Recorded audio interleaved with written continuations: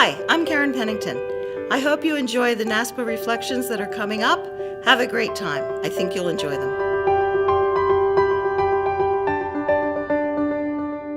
Once I got into that profession, working at Frostburg, I knew I had to stay connected to some professional organization because I needed help. I didn't know what to do. So Indiana was great in that respect. Bob Schaefer, as you probably have heard of him, was quite a mentor for me and advised me to try to get into NASPA. Well, that was in the early 60s. So I wrote a letter to the then president. Of course, it was all men at that time, remember? And I never got an answer. Never heard from him. So I gave up on that. So I kept telling Bob that your organization probably doesn't want me. So nevertheless, it ended up that I finally got the attention. I went to a conference in Boston. One of my staff members and I rode a train all night long to get to Boston. And in the meeting, I found that it was primarily men. There were a few women scattered about in the room, but I'm a talker. If I have an opinion, I want you to know about it. So they were having discussions, so I entered the discussion. Chet Peters was the incoming president at that time, and they really were very nice to me, treated me well, included me in discussions. I left the meeting with no intentions of anything following that, but it wasn't very long after that that I got a call from Chet Peters asking me to join. I accepted. His job for me was to get women from all over the country to be interested in student affairs as a major office. The men in NASPA at that time were very outstanding men. Jim and others are examples of those men. And all of them were presidents of different student affairs organizations. And so they treated me royally, actually. I was the only woman. And I found myself not feeling odd being there.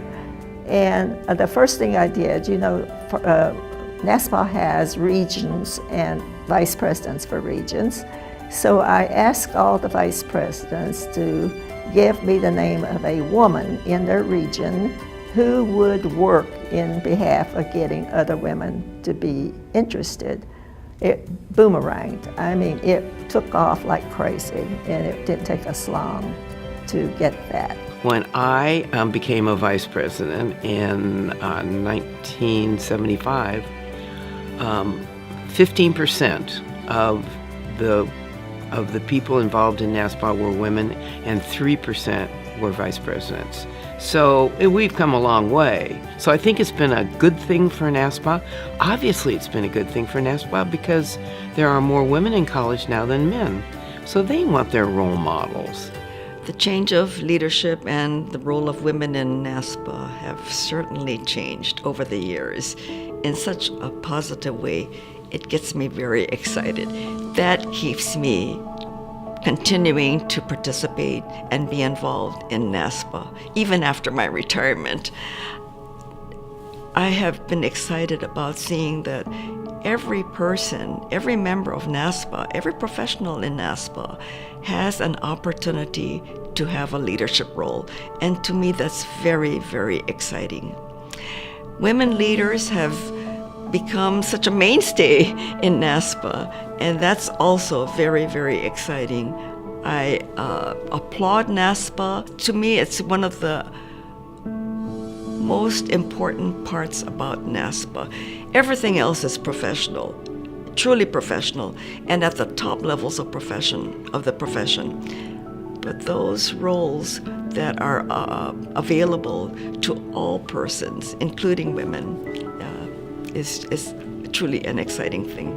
I haven't been in the field as long as some others, but in my work with the AVP community, we did note that there are quite a few assistant and associate vice presidents for student affairs that are women that don't advance to vice presidencies, and many men in the vice president role.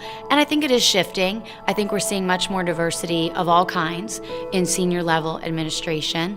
I still think we have a long way to go, but it is wonderful to see some powerful women not only leading NASPA, but leading on their campus, really innovating and creating incredible new programs and resources for all of us. Women's ways of knowing and being and the way that we engage is a unique contribution, just as any of the wisdom that we get from any of our identity lenses contributes positively to the association. So when I see so many women becoming vice presidents or even speaking about becoming vice presidents, I'm reminded that when I went to graduate school, I was told that I would never be a dean of students, much less a vice president for student affairs.